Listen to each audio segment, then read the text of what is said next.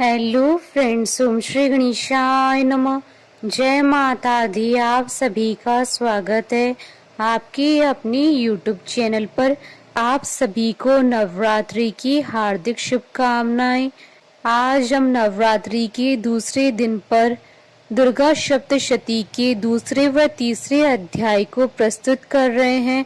Friends, video शुरू करने से पहले आपसे रिक्वेस्ट है, अगर आप हमारे चैनल पर नए हैं और आपने अभी तक चैनल को सब्सक्राइब नहीं किया है तो प्लीज सब्सक्राइब कीजिएगा चैनल को, साथ ही प्रेस कीजिएगा बेल आइकन को, जिससे नए वीडियो से रिलेटेड नोटिफिकेशन आपको तुरंत प्राप्त हो सके। और वीडियो पसंद आने पर वीडियो को लाइक और शेयर जरूर कीजिएगा, ताकि सभी भक्तों को इस वीडियो का लाभ प्राप्त हो सके। और कमेंट बॉक्स में जय माता दी जरूर लिखिएगा। या देवी सर्वभूतेषु शक्तिरूपेण संस्थिता नमस्तस्यै नमस्तस्यै नमस्तस्यै नमो नमः। दूसरा अध्याय प्रारंभ। देवताओं के तेज से देवी का प्रादुर्भाव और महिषासुर की सेना का वध। महर्षि मेधा बोले, प्राचीन काल में देवताओं और असुरों में पूरे 100 वर्षों तक घोर युद्ध हुआ था और देवराज इंद्र देवताओं के नायक थे। इस युद्ध में देवताओं की सेना परास्त हो गई थी और इस प्रकार संपूर्ण देवताओं को जीत महिषासुर इंद्र बन बैठा था। युद्ध के पश्चात हारे वे देवता प्रजापति श्री ब्रह्मा को साथ लेकर उस स्थान पर पहुंचे जहां पर कि भगवान शंकर विराजमान थे। देवताओं ने अपनी हार का सारा वृतांत भगवान श्री विष्णु और शंकर जी से कह सुनाया। वह कहने लगे कि हे प्रभु, महिषासुर सूर्य, चंद्रमा, इंद्र, अग्नि, वायु, यम, वरुण तथा अन्य देवताओं के सब अधिकार छीनकर सबका अधिष्ठाता स्वयं बन बैठा है। उसने समस्त देवताओं को स्वर्ग से निकाल दिया है। वह मनुष्यों की तरह पृथ्वी पर विचर रहे हैं।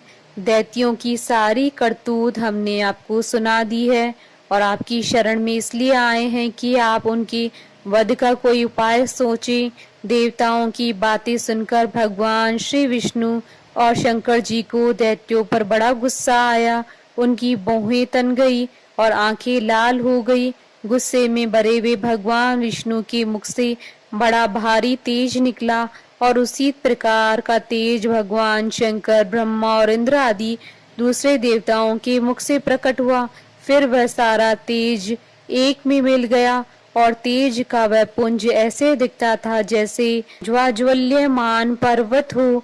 देवताओं ने देखा कि उस पर्वत की ज्वाला चारों ओर फैली हुई थी और देवताओं के शरीर से प्रकट हुए तेज की किसी अन्य तेज से तुलना नहीं हो सकती थी।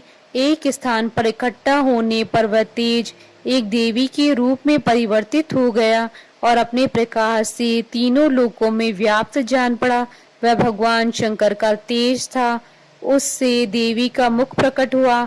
यमराज के तेज से उसके सिर के बाल बने। भगवान श्री विष्णु के तेज से उसकी भुजाएं बनी। चंद्रमा के तेज से दोनों स्तन और इंद्र के तेज से जंगा तथा पिंडली बनी और पृथ्वी के तेज से नितंब भाग बना। ब्रह्मा के तेज से दोनों चरण और सूर्य के तेज से उनकी अंगुलियां पैदा हुई।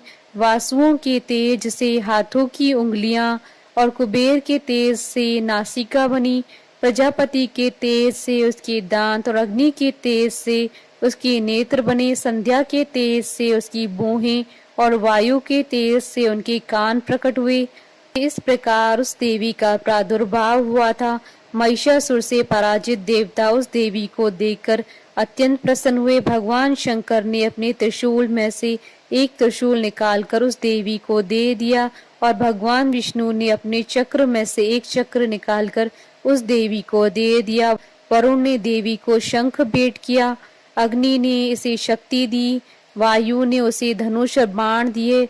सहस्त्र नेत्रों वाले श्री देवराज इंद्र ने उसे अपने वज्र से उत्पन्न करके वज्र दिया और ऐरावत हाथी का एक घंटा उतार कर देवी को भेंट किया। यमराज ने उसे काल दंड में से एक दंड दिया। वरुण ने उसे पाश दिया। प्रजापति ने उस देवी को स्फटिक की माला दी और ब्रह्मा जी ने उसे कमंडल दिया। सूर्य ने देवी के समस्त रोमों में अपनी किरणों का तेज भर दिया। काल ने उसे चमकती हुई ढाल और तलवार दी और उज्जवल हार और दिव्य वस्त्रों से भेंट किए। इनके साथ ही उसने दिव्य चूड़ामणि भी दी।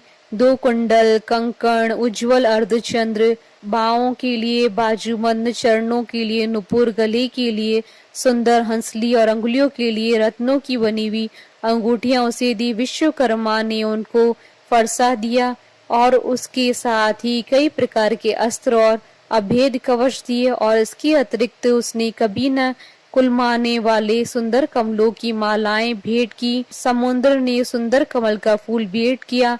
हिमालय ने सवारी के लिए सिंह और तरह तरह के रत्न देवी को भेंट किए। यक्षराज कुबेर ने मधु से भरा हुआ पात्र और शेष नाग ने उन्हें बहुमूल्य मणियों से विभूषित नागहार भेंट किया।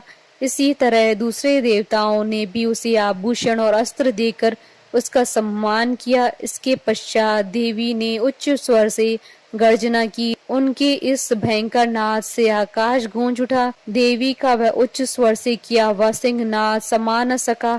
आकाश उनके सामने छोटा प्रतीत होने लगा। उससे बड़े जोर की प्रतिध्वनि हुई, जिससे समस्त विश्व में हलचल मच गई और समुद्र कांप उठे, पृथ्वी डोलने लगी और सबके सब पर्वत हिलने लगे। देवताओं ने उस समय प्रसन्न हो सिंहवाहिनी जगतमयी देवी से कहा, देवी तुम्हारी जय हो।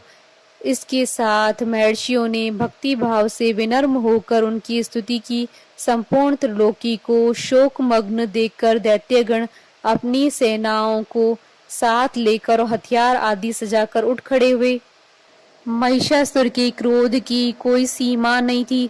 उसने क्रोध में भरकर कहा, यह सब क्या उत्पात है। फिर वह अपनी सेना के साथ उस ओर दौड़ा जिस ओर से भयंकर नाद का शब्द सुनाई दिया था, और आगे पहुंचकर उसने देवी को देखा, जो कि अपनी प्रभा से तीनों लोकों को प्रकाशित कर रही थी।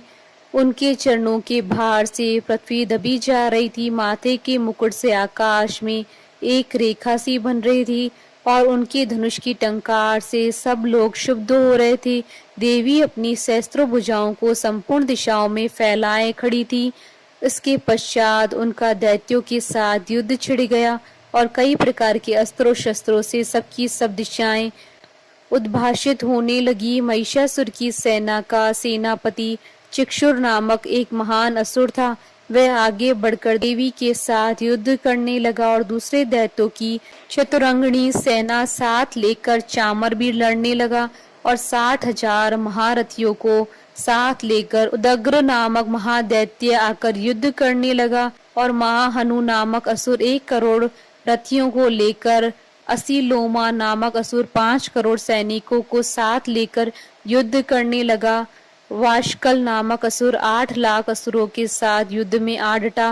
विडाल नामक असुर 1 करोड़ रथियों से लड़ने को तैयार था। इन सबके अतिरिक्त भी हजारों असुर हाथी और घोड़े साथ लेकर लड़ने लगे और इन सबके पश्चात महिषासुर करोड़ों रथों, हाथियों और घोड़ों सहित वहां आकर देवी के साथ लड़ने लगा। सभी असुर तोमर, बिंदीपाल, शक्ति, मूसल, खड़कों, फरसों, पट्टियों के साथ रणभूमि में देवी के साथ युद्ध करने लगे।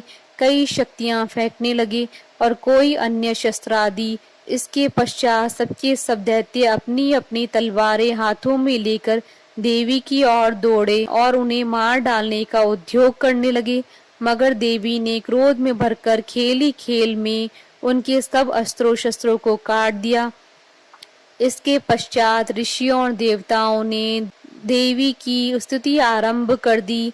वह प्रसन्न होकर असुरों के शरीरों पर अस्त्र शस्त्रों की वर्षा करती रहीं। देवी का वाहन भी क्रोध में भरकर दैत्य सेना में इस प्रकार विचरने लगा जैसे कि वन में दावा अनल फैल रहा हो। युद्ध करती हुई देवी ने क्रोध में भर जितने श्वासों को छोड़ा वह तुरंत ही सैकड़ों हजारों गणों के रूप में परिवर्तित हो गए। फरसे, बिंदीपाल, खड़क तथा पटिश इत्यादि अस्त्रों के साथ दैत्यों से युद्ध करने लगे। देवी की शक्ति से बड़े हुए वह गण दैत्यों का नाश करते हुए ढोल, शंख, मृदंग आदि बजा रहे थे। तदंतर देवी ने त्रिशूल, गदा, शक्ति, खड़क इत्यादि से सहस्त्रों असुरों को मार डाला। कितनों को घंटे की भयंकर आवाज से ही यमलोक पहुंचा दिया। कितने ही असुरों को उसने पास में बांधकर पृथ्वी पर धर घसीटा। कितनों को अपनी तलवारों से टुकड़े टुकड़े कर दिया और कितनों को गदा की चोट से धरती पर सुला दिया। कई दैत्य मूसल की मार से घायल होकर रक्त वमन करने लगे और कई शूल से छाती फट जाने के कारण पृथ्वी पर लेट गए और कितनों की बाण से कमर टूट गई। देवताओं को पीड़ा देने वाले दैत्य कट कट कर मरने लगे। कितनों की बाहें अलग हो गई, कितनों की ग्रीवाएं कट गई, कितनों के सिर कटकर दूर भूमि पर लुढ़क गए, कितनों के शरीर बीच में से कट गए और कितनों की जंघाएं कट गई और वह भी पृथ्वी पर गिर पड़े। कितने ही सिरों व पैरों के कटने पर भी भूमि पर से उठ खड़े हुए और शस्त्र हाथ में लेकर देवी से लड़ने लगे। और कई दैत्यगण भूमि में बाजों की ध्वनि के साथ नाच रहे थे। कई असुर जिनके सिर कट चुके थे बिना सिर के धड़ से ही हाथ में शस्त्र लिए हुए लड़ रहे थे। दैत्य रह रह कर ठहरो ठहरो कहते हुए देवी को युद्ध के लिए ललकार रहे थे। जहां पर यह घोर संग्राम हुआ वहां की भूमि रथ, हाथी, घोड़े और असुरों की लाशों से भर गई थी। असुर सेना के बीच रक्तपात होने के कारण रुधिर की नदियां बह रही थी और इस तरह देवी ने असुरों की विशाल सेना को क्षण भर में इस तरह से नष्ट कर डाला जैसे तृणकाष्ठ के बड़े समूह को अग्नि नष्ट कर डालती है। और देवी का सिंह भी गर्दन के बालों को हिलाता हुआ बड़ा शब्द करता हुआ असुरों के शरीरों से मानो उनके प्राणों को ढूंढ रहा था। वहां देवी के गणों ने जब दैत्यों के साथ युद्ध किया तो देवताओं ने प्रसन्न होकर आकाश से उन पर पुष्प वर्षा की। इति श्री दुर्गा सप्तशती द्वितीय अध्याय संपूर्ण। तीसरा अध्याय प्रारंभ। सेनापतियों सहित महिषासुर का वध। महर्षि मेधा ने कहा, महिषासुर की सेना नष्ट होती हुई देखकर उस सेना का सेनापति चिक्षुर क्रोध में भर देवी के साथ युद्ध करने के लिए आगे बढ़ा। वह देवी पर इस प्रकार बाणों की वर्षा करने लगा मानो सुमेरु पर्वत पानी की धार बरसा रहा हो। इस प्रकार देवी ने अपने बाणों से उसके बाणों को काट डाला तथा उसके घोड़ों व सारथी को मार दिया। साथ ही उसके धनुष और उसकी अत्यंत ऊंची ध्वजा को भी काटकर नीचे गिरा दिया। उसका धनुष कट जाने के पश्चात उसके शरीर के अंगों को भी अपने बाणों से बीन दिया। धनुष, घोड़ों और सारथी के नष्ट हो जाने पर वह असुर ढाल और तलवार लेकर देवी की तरफ आया। उसने अपनी तीक्ष्ण धार वाली तलवार से देवी के सिंह के मस्तक पर प्रहार किया और बड़े वेग से देवी की बाईं भुजा पर वार किया, किंतु देवी की बाईं भुजा को छूते ही उस दैत्य की तलवार टूटकर दो टुकड़े हो गई। इससे दैत्य ने क्रोध में भरकर शूल हाथ में लिया और उसे भद्रकाली देवी की ओर फेंका। देवी की ओर आता हुआ वह शूल आकाश से गिरते हुए सूर्य के समान प्रज्वलित हो उठा। उस शूल को अपनी ओर आते देखकर देवी ने भी शूल छोड़ा और महाअसुर के शूल के 100 टुकड़े कर दिए और साथ ही महाअसुर के प्राण भी हर लिए। चिक्षुर के मरने पर देवताओं को दुख देने वाला चामर नामक दैत्य हाथी पर सवार होकर देवी से लड़ने के लिए आया और उसने आने के साथ ही शक्ति से प्रहार किया, किंतु देवी ने अपनी हुंकार से ही उसे तोड़कर पृथ्वी पर डाल दिया। शक्ति को टूटा हुआ देखकर दैत्य ने क्रोध से लाल होकर शूल को चलाया, किंतु देवी ने उसको भी काट दिया। इतने में ही देवी का सिंह उछलकर हाथी के मस्तक पर सवार हो गया और दैत्य के साथ बहुत ही तीव्र युद्ध करने लगा। फिर वह दोनों लड़ते हुए हाथी पर से पृथ्वी पर आ गिरे और दोनों बड़े क्रोध से लड़ने लगे। फिर सिंह बड़े जोर से आकाश की ओर उछला और जब पृथ्वी की ओर आया तो अपने पंजे से चामर का सिर धड़ से अलग कर दिया। क्रोध से भरी हुई देवी ने शिला और वृक्ष आदि की चोटों से उदग्र को भी मार दिया। कराल को दांतों, मुक्कों और थप्पड़ों से चूर्ण कर डाला। क्रुद्ध हुई देवी ने गदा के प्रहार से उद्यत दैत्य को मार गिराया। बिंदी पाल से वाष्पकल को बाणों से ताम्र तथा अंधक को मौत के घाट पर उतार दिया। तीनों नेत्रों वाली परमेश्वरी ने त्रिशूल से उग्रास्य, उग्रवीर्य और माँ हनु नामक राक्षसों को मार गिराया। उसने अपनी तलवार से ही विडाल नामक दैत्य का सिर काट डाला तथा अपने बाणों से दुर्धर और दुर्मुख राक्षसों को यमलोक को पहुंचा दिया। इस प्रकार जब महिषासुर ने देखा कि देवी ने मेरी सेना को नष्ट कर दिया है, तो वह भैंसे का रूप धारण कर देवी के गणों को दुख देने लगा। उन गणों में कितनों को तो उसने मुख के प्रहार से, कितनों को खुरों से, कितनों को पूंछ से, कितनों को सींगों से, बहुतों को दौड़ाने के वेग से, अनेकों को सिंहनाद से, कितनों को चक्र देकर, कितनों को श्वास वायु के झोंकों से पृथ्वी पर गिरा दिया। वह दैत्य इस प्रकार गणों की सेना को गिरा देवी के सिंह को मारने के लिए दौड़ा। इस पर देवी को बड़ा गुस्सा आया। उधर दैत्य भी क्रोध में भरकर धरती को खुरों से खोदने लगा तथा सींगों से पर्वतों को उखाड़ उखाड़ कर धरती पर फेंकने लगा और मुख से शब्द करने लगा। महिषासुर के वेग से चक्कर देने के कारण पृथ्वी शुद्ध होकर फटने लगी। उसकी पूंछ से टकराकर समुद्र चारों ओर फैलने लगा।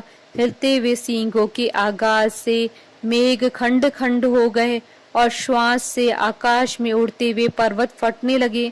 इस तरह क्रोध में भरे हुए राक्षस को देख चंडिका को भी क्रोध आ गया और वह उसे मारने के लिए क्रोध में भर गईं। देवी ने पाश फेंककर दैत्य को बांध दिया और उसने बन जाने पर दैत्य का रूप त्याग दिया और सिंह का रूप बना लिया। और ज्यों ही देवी उसका सिर काटने के लिए तैयार हुई कि उसने पुरुष का रूप बना लिया, जो कि हाथ में तलवार लिए हुए था। देवी ने तुरंत ही अपने बाणों के साथ उस पुरुष को उसकी तलवार ढाल सहित बीन डाला। उसके पश्चात वह हाथी के रूप में दिखाई देने लगा और अपनी लंबी सूंड से देवी के सिंह को खींचने लगा और गरजने लगा। देवी ने अपनी तलवार से उसकी सूंड काट डाली। तब राक्षस ने एक बार फिर भैंसे का रूप धारण कर लिया और पहले की तरह चराचर जीवों सहित समस्त लोकी को व्याकुल करने लगा। इसके पश्चात क्रोध में भरी हुई देवी बारंबार उत्तम मधुपान करने लगी और लाल लाल नेत्र करके हंसने लगी। उधर बलवीर्य तथा मद से क्रुद्ध हुआ दैत्य भी गरजने लगा। अपने सींगों से देवी पर पर्वतों को फेंकने लगा। देवी अपने बाणों से उसके फेंके हुए पर्वतों को चूर्ण करती हुई बोली, ओ मूढ़, जब तक मैं मधुपान कर रही हूँ तब तक तू गरज ले। इसके पश्चात मेरे हाथों तेरी मृत्यु हो जाने पर देवता गरजेंगे। महर्षि मेधा ने कहा। यूं कहकर देवी उछलकर उस दैत्य पर जा चढ़ी और उसको अपने पैर से दबाकर शूल से उसके गले पर आघात किया। देवी के पैर से दबने पर भी दैत्य अपने दूसरे रूप से अपने मुख से बाहर होने लगा। अभी वह आधा ही बाहर निकला था कि देवी ने अपने प्रभाव से उसे रोक दिया। जब वह आधा निकला हुआ ही दैत्य युद्ध करने लगा तो देवी ने अपनी तलवार से उसका सिर काट दिया। इसके पश्चात सारी राक्षस सेना हाहाकार करती हुई वहां से भाग खड़ी हुई और सब देवता अत्यंत प्रसन्न हुए तथा ऋषियों महर्षियों सहित देवी की स्तुति करने लगे। गंधर्वराज गान करने लगे तथा अप्सराएं नृत्य करने लगी। इति श्री दुर्गा सप्तशती तृतीय अध्याय संपूर्ण। जयकारा माँ माइदा बोलिए सच्चे दरबार की जय। हमारे साथ इस वीडियो में अंत तक बने रहने के लिए आपका धन्यवाद। ओम श्री गणेशाय नमः। जय माता दी।